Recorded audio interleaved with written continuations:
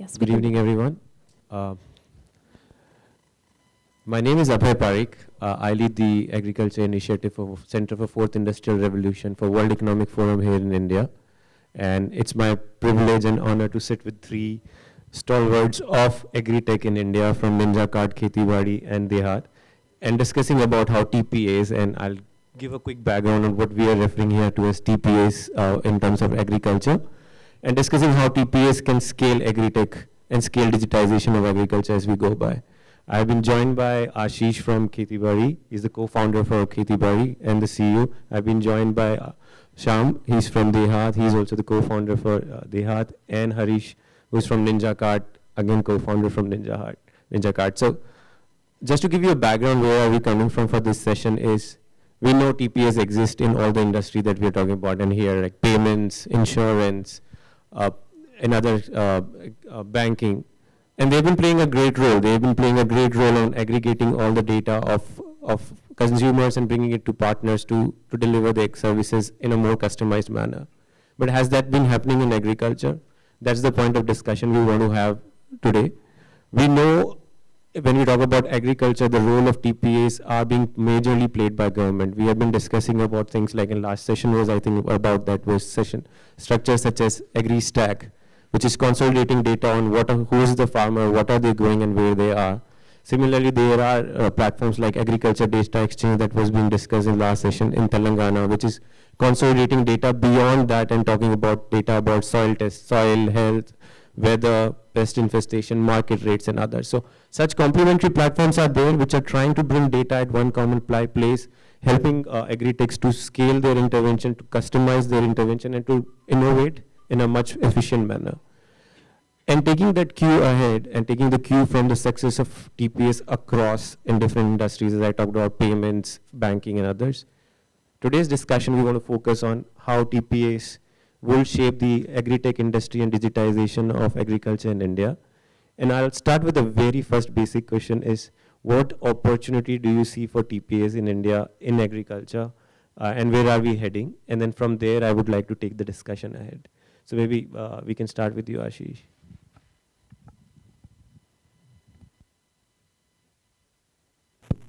Hello. Hi.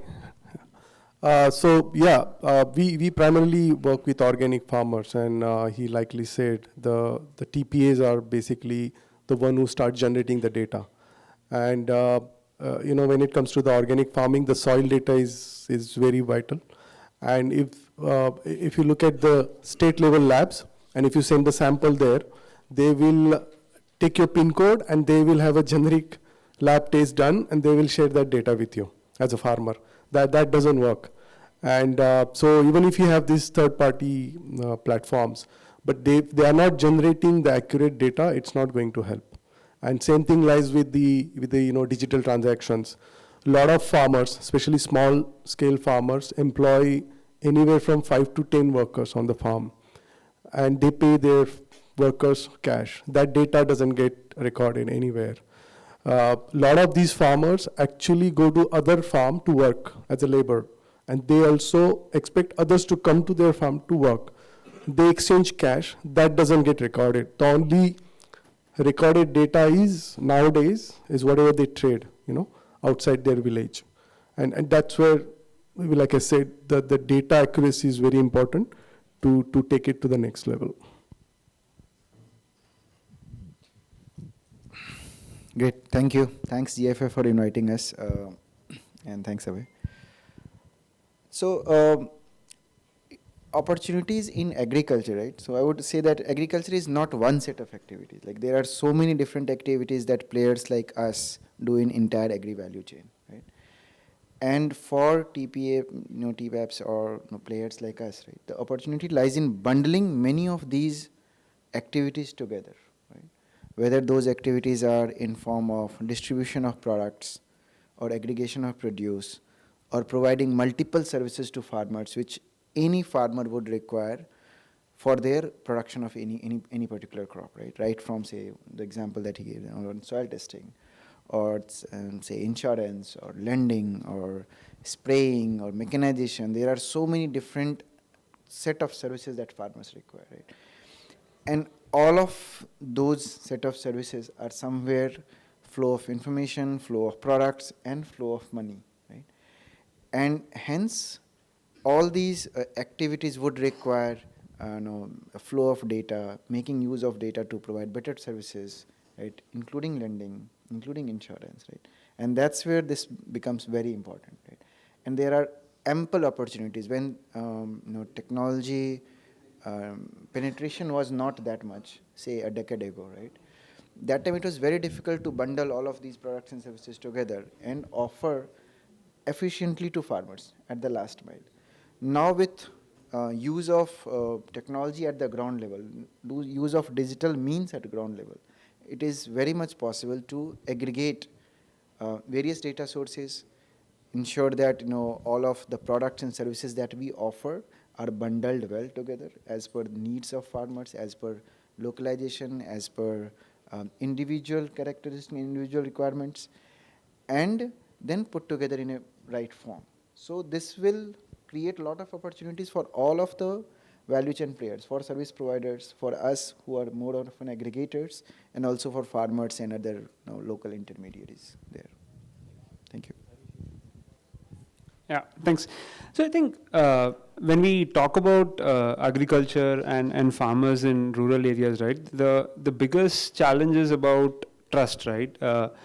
We don't have farmers yet adopting a lot of digital solutions, so which means that we don't have enough data to in the first place to be collected, right? So I think that's where a physical touch or let's say something that the government has really done well in terms of common service centers, where there is a village level entrepreneur who's aiding the let's say farmer to do certain activities, let's say in terms of getting an insurance or let's say applying for a loan, right? I think the journey has to start from there in terms of, let's say, creating that data by creating the trust in farmers, in terms of creating that awareness of, let's say, how digitizing some of the data in terms of either their, let's say, what are they sowing, let's say, when is their expected crop going to come. So if you're able to first create that layer of data, I think that is where the entire agri-stack and whatever we are envisioning with agri-stack is going to, let's say, start the flywheel, right? I think being able to create that flywheel by creating trust in digitizing the data is going to be very key in this journey. So I think once we do that, I think a lot of let's say TPAs can start leveraging let's say this data now. Whether the TPAs themselves have to become let's say or go to the ground and start collecting this data, or we'll have to get a village level entrepreneur gathering this data, and then TPS will let's say work on top of that. I think these are multiple models that we should debate about to let's say find out what is the end state model we'll get into. But I think the real journey has to start from being able to create the trust in farmers to being able to, let's say, digitize some of these transactions and to create that awareness of how digitizing can lead to a let's say better output is where I think we really need to start. No, thank you so much. And I think what I'm hearing is we need data to bundle the technology, bundle the services. There is an avenue to bundle the services. We need accurate data, and we need data from the ground coming in, and we need to create those channels. But as of now, we know most of these platforms and the data sources are government driven, right? But in the longer run, as it has happened in payments and financial industry, private sector has taken over that role. And I'll just take you from what you left, Harish, is what are the business models? So while government is doing this job right now with Agri-sector and edX, what do you see in next 3 to 5 years? Is there a role that private sector can play and become a TPAs for agriculture, or government should continue to do it considering the sensitivities around the sector? And if there is a role for private sector, where can we head with that is my question to you. A broad question, but I want to understand the trends that you would see coming in. Maybe Ashish, if you want to start. I would say definitely private sector, because that's where the credibility lies in, and government can be kind of a top layer to basically monitor the data accuracy, as I mentioned earlier. And the opportunities are such that simple. For example, a particular region is growing something, and the government agencies nowadays will give you generic idea that what's growing in this area on how many hectares, but they may not have a bifurcation by farmer, for example. And usually it goes by the land record, but at the ground level, at the village level, you won't believe that a lot of these farmlands are actually leased verbally. Like, I know you, but I don't have resources to manage this farmland. You manage for me. So on the record, it's my land record, but someone else is producing and selling. So these kind of records should be accurate, and I think private sector can do better over here, because, and there has to be some incentive, right? With government, I'm not sure what are the incentives, but with the private sector, with a little bit of fee, people like us would like to pay for that, because we want that kind of an accuracy. Right. So what will happen 3 to 5 years down the line? Before that, I would like to see that what should happen now, at least what change can happen now, right? So that a lot of data points are already in the system marked as public, right? Government collects a lot of data points, and they also, and there is a lot of data points which are available across public databases, right? But considering that all of them are not joined together, right? There are different ministries within state, there are different ministries with central, all data points are here and there, and not all of them talk to each other, right? So if I have to access a particular data point about a farmer, even though those data points are available as public, I would still need to go to the farmer and take that consent, right? Which is not required, right? So expediting this agri-stack work is very important. I think only then at least the current level or current players like us can get benefited from all the information, all the data points which are there. So that is one point. In future also, there are definitely those data sets which a government can only do efficiently, because government has a lot of stake and it will always have a lot of stake in that, right? Whether it is through DBT, whether it is through fertilizer distribution, through MSPs, through loans, there will always be government interventions across this. Agri is such a sector, right? So government will always have a lot of data points. While the inherent technology behind that, they can definitely involve private sector players who can help them in building from a commercial angle as well, right? Not just from a angle of storing data and managing data for a particular use case, but for a larger context. So they can definitely help. But government will always have a lot of data points related to like even land records. So right, the government will always have that data point, right? But then there are other data points such as transactional data points or value chain related data points, right? All of those data points, private sector's role would be very important, because then there will be always be involvement of private sector.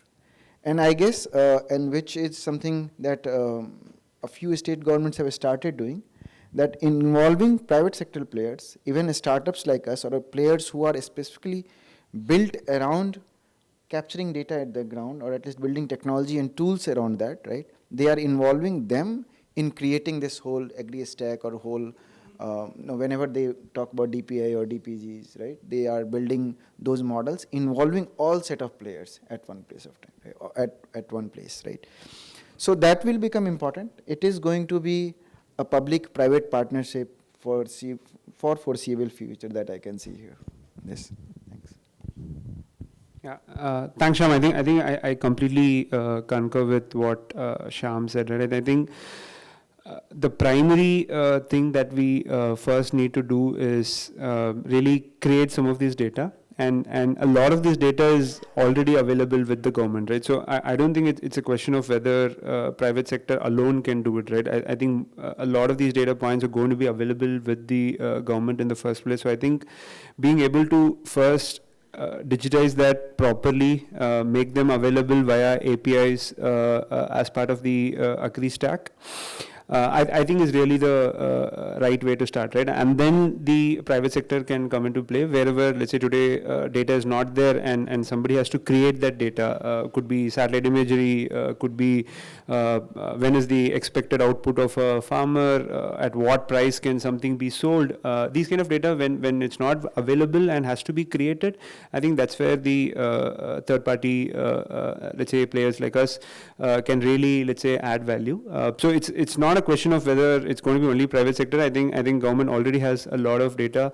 How do we put that as part of the agri stack and expose it properly as APIs is going to be the key thing here. And if you take one more fundamental step back, right, I think the key thing to all of this is having a body like NPCI, where the UPA magic happened because there was somebody like NPCI behind, right? Today, if you talk about AgriStack, we don't have a body like that which can really take up and build the rails and then leave it to private sector to innovate on top of it, right? So I think for me, it's both. The government has to be part of this because it has already all of the data. Different ministries and different registries already hold this data. Two, in terms of being able to have a fundamental body which can own these APIs and infrastructure, so that it's not left to each state government or it's left to each third-party player to, let's say, design and architect this. If somebody like NPCI, a similar body like NPCI can be formed for agriculture, I think that will put us much ahead in the game. No, thank you so much. And I think one of the questions I had on the long list of questions was, does India need a national agriculture data agency? So you sort of touched upon that. I'll flip it a bit and go to the demand side now, maybe towards the farmer. And one of the questions that we always hear is farmer ready for these kind of platforms around, and the questions around data security, consent management, the privacy issues. Data, they exist and they exist for real. So as industry representatives, just wanted to check with you guys and understand what role do you see agri-tech as an industry now, it's huge in India, can play in building the capacities of farmers before they started sharing data and the industry starts using their data. So where we can come together and play a role as an industry is a point I wanted to discuss with you guys next. Maybe we can start with you, Harish, and then come back. Sure, I think this is similar to my first answer. Right? I think we really need to create that trust layer, right? Like today, a farmer for sharing any data or the way in which the data is going to be used, I don't think there is complete awareness about what kind of data from me is going to be fetched, even if I give a consent to something, right? So I think being able to educate, train farmers on let's say what all types of data of you is available with government, what can be shared. I would always start with that education layer first to make sure that people are aware of, let's say, what they are sharing. And then AgriStack to an extent has all the components for the consent mechanism. But just a consent mechanism alone is not going to help. It's really about being able to educate through FPOs, through the village level entrepreneurs on, like, let's say, what this consent means and what information is going to be shared and how is that going to get used, right? I think I would probably start with that in terms of being able to educate and train at all levels. What would sharing some of this data mean?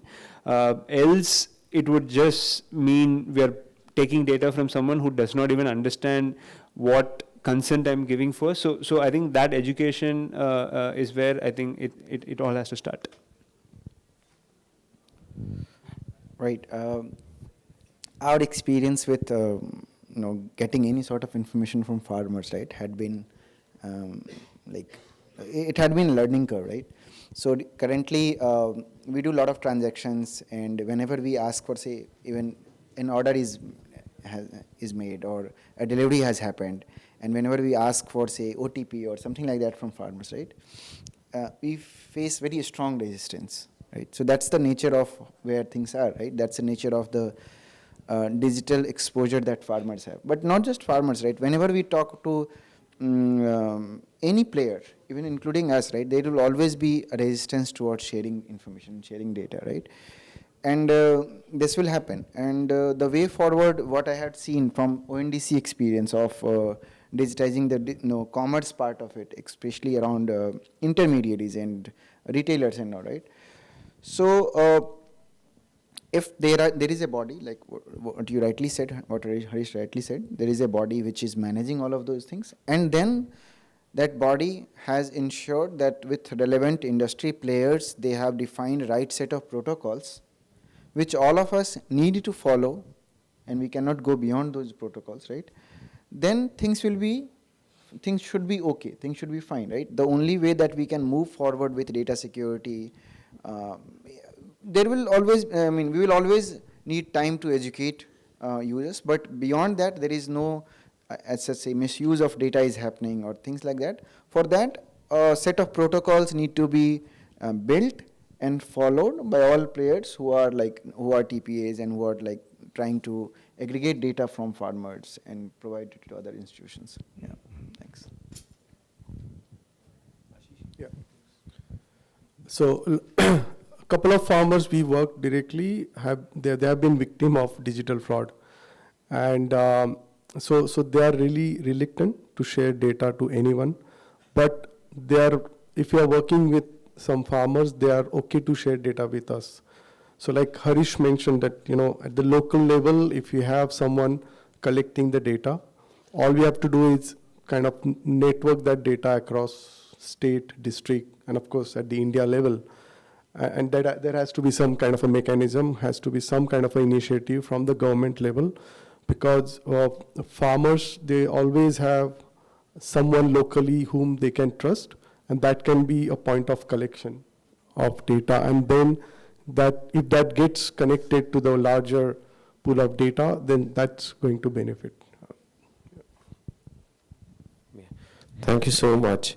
And considering the time, I just want to sum up and wrap up and leave maybe 5 minutes for Q&A.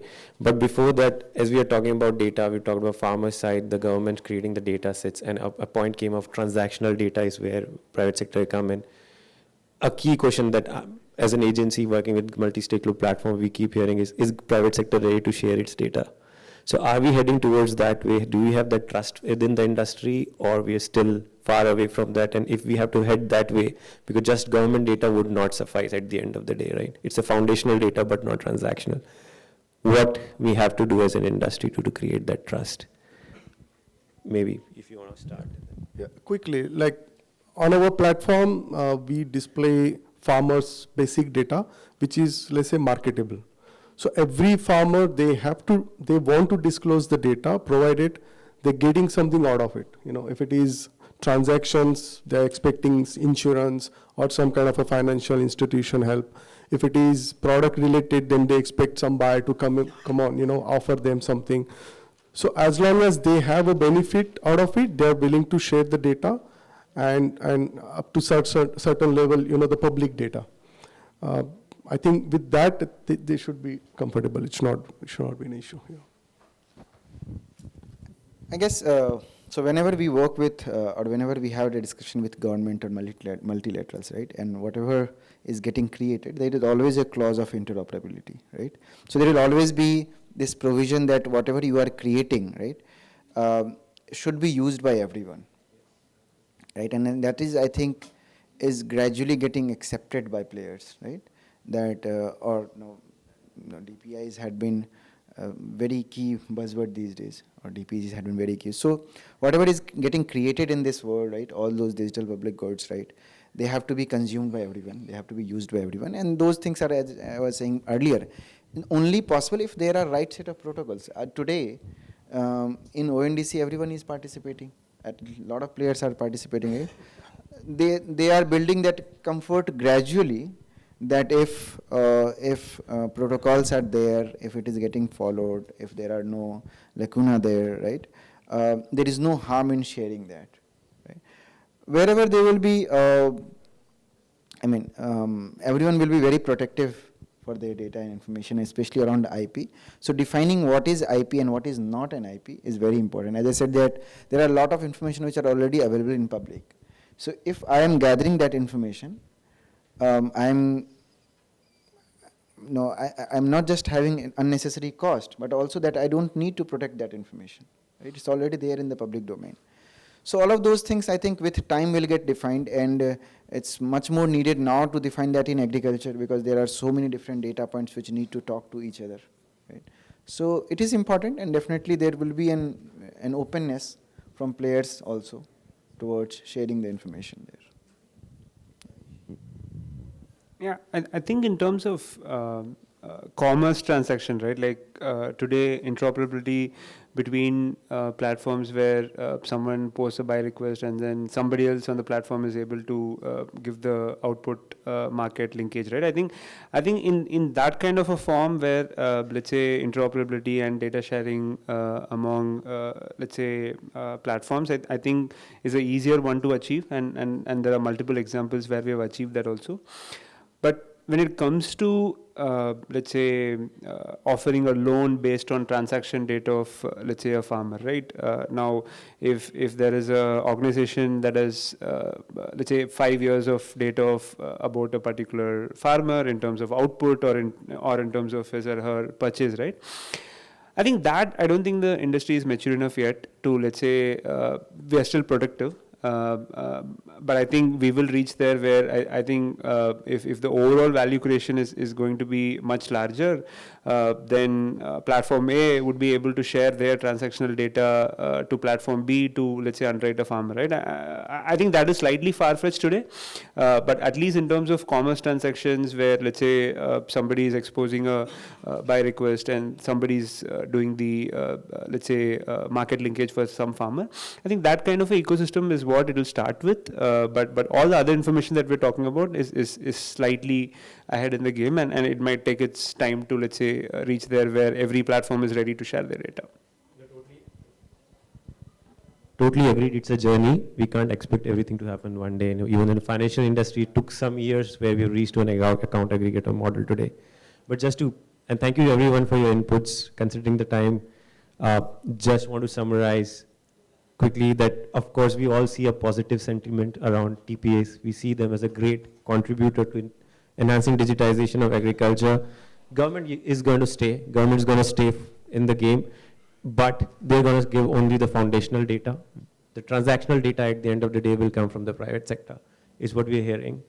And one thought I heard again is that we need an agency at the end of the day, which can have all these data platforms, create protocols, manage data, and create those monetization models to share data with private sector.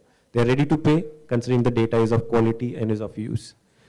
And education of farmers before consent is the key word.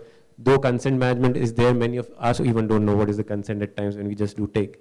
So how can we expect it to the farmers? So let's just start with the education and then gradually move to it, is what I'm hearing. But thank you so much. And I want to open the floor for next 3 to 5 minutes if there are any questions. Sir, maybe we can start with you. Do we have someone circulating the mic? Thank you very much for giving this opportunity. In the very last itself, when you were summarizing, you mentioned about the agency, excellent thing. And then now I am asking my question. Agency, of course, government is there and is having a limited reach and approach and idea to work on it. If a private company comes out into the system, which should provide reach, we were talking about quality, the accuracy of the data, and this accuracy means it should be consistent. What data is today, if it is getting changed, it should change. And then the stability and the trust, so that the sustainability can be maintained. With these 3 things, if an agency need to come, in your opinion, my dear panel, what are the things that you suggest agency should work on? So if you can share your name. My name is Prashant Mathur. I am CEO of IIT Bhilai Innovation and Technology Fund. In fact, we are for the socio-economic group. Of course, we have a reach to around 16 lakh farmers as well. But this is the thing, what I'm hearing is practical issues which are there. We wanted to, in this idea, we wanted to become an agency. Please suggest us how.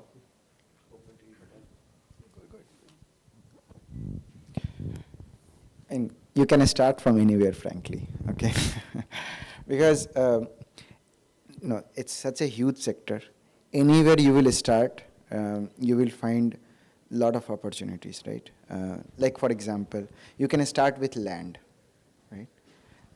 Now as a private player, whatever regulations allow and whatever in whichever way that capability will allow, if you will start from land and start creating from the land record, from the land boundary, from land ownership to land quality, from soil testing, weather information or crop yield information on that particular land. There are so many different things that can be built on a piece of land which is there, right? So you can start with land, and I'm sure that if there will be right model which is built around that. Everyone will accept that, including government. There are multiple examples in other sectors, for example, civil or things like that, right? There are Equifax. There are multiple players who have built models around that where they have picked up one particular point, and around that they have created that credibility with volume and with years of work there. So I'm sure that in the absence of time, I am sure anything that you will pick, but top priority would be land, because that's one of the most critical thing around which right information is not there, and a lot of underwriting is getting done on that particular piece, right? For lending, for insurance, for value chain, there are multiple things that are getting done on there. Thanks. Yeah, quickly. Basically, like he said, land, geography, you can have sensors, having accuracy, build around that, because if you look at the insurance companies, they would typically send a representative. By the time the person comes, it's too late, So with these sensors, you can measure the atmosphere, even the soil condition, etc. And then the later part, then what is being grown and the volume, etc. Price, what kind of price is getting, input cost, what kind of inputs are used, the volume. So he's right. Start with one, focus on one, and be master of that, and then scale it to different locations. Right.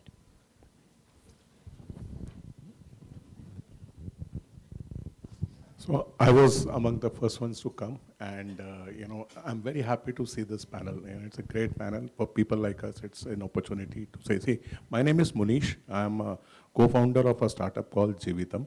So we are the Naukri or monster for the vulnerable segment, migrant workers, right? Marginal farmers, they go out for work. So that is my segment. I'm doing reverse engineering because I deal with migrant workers.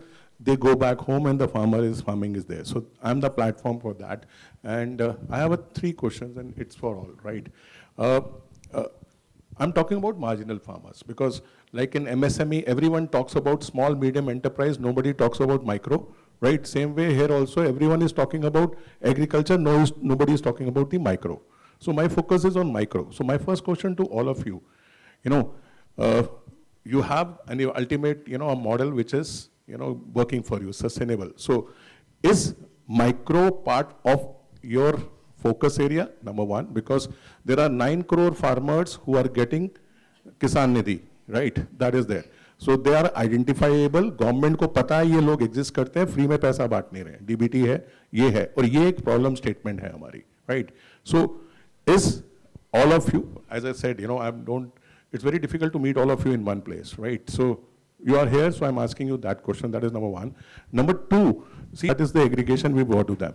Is there a way for people like us to work with you? I see potential, but I need to get your perspective. Thank you.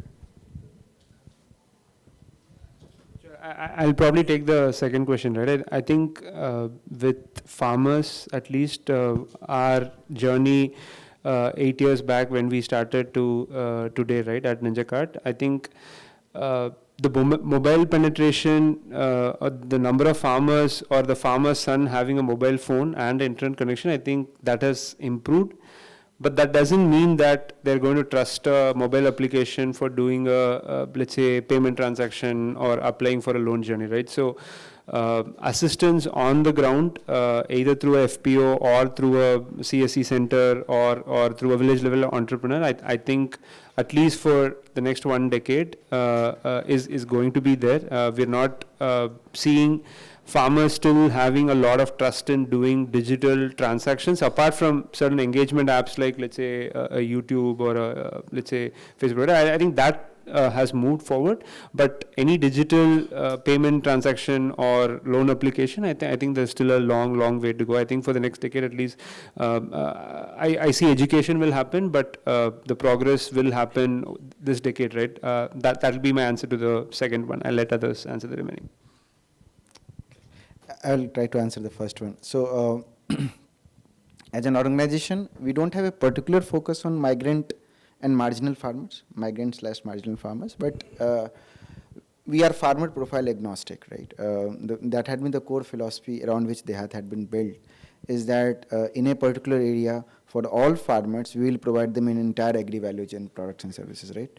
So we are farmer profile agnostic. We believe that whoever is doing farming, right, they will need access to markets, they will need access to information, and they will need access to products and services, right? So that had been what we are trying to solve. Last mile, access related challenge, access to quality markets, products, and information, right? So we are agnostic, and I'm sure that many migrant farmers are also availing that. Agri is a different kind of, other than industry, compared to any industry, agri is slightly different, where farmers, when they come for doing farming, they have attachment to what crops they are growing, and they want to earn something from that. So even those farmers are actually availing all the market-based services which are already there. So that way we are agnostic, but we don't have any particular focus on migrant farmers per se. Thank you. Quickly on your first question, yes, there is an opportunity of matchmaking. That is what you are asking. You can actually look out for companies where we don't provide a service, but we wouldn't mind having information for farmers. Our focus is to sell their product, but we don't mind having an information for them that, hey, if you ever need a worker or a group of workers on this particular time, this is the platform where you can actually connect. And to answer your second questions, like Harish said, today is the start. You can start something, making digitizing, and I'm sure a lot of people will start getting smartphones, or someone in the house having a smartphone, checking out at least the information, not necessarily the interaction or transaction part, but at least the consumption of the information will start happening. And if you're not there, then eventually you'll fall behind. That is what my... My third question is, do you want to work with TPAPs like Sweta? Yeah, I mean, we can explore, we are open to explore, and I'm sure there are a lot of companies who would actually like to see the synergy. What is the synergy out there, Ladies and gentlemen, please give a huge round of applause to all of our panelists for keeping it so interactive throughout this session. Thank you so much to each and every one of you for attending. I would request you all to kindly come forward for a group photo. And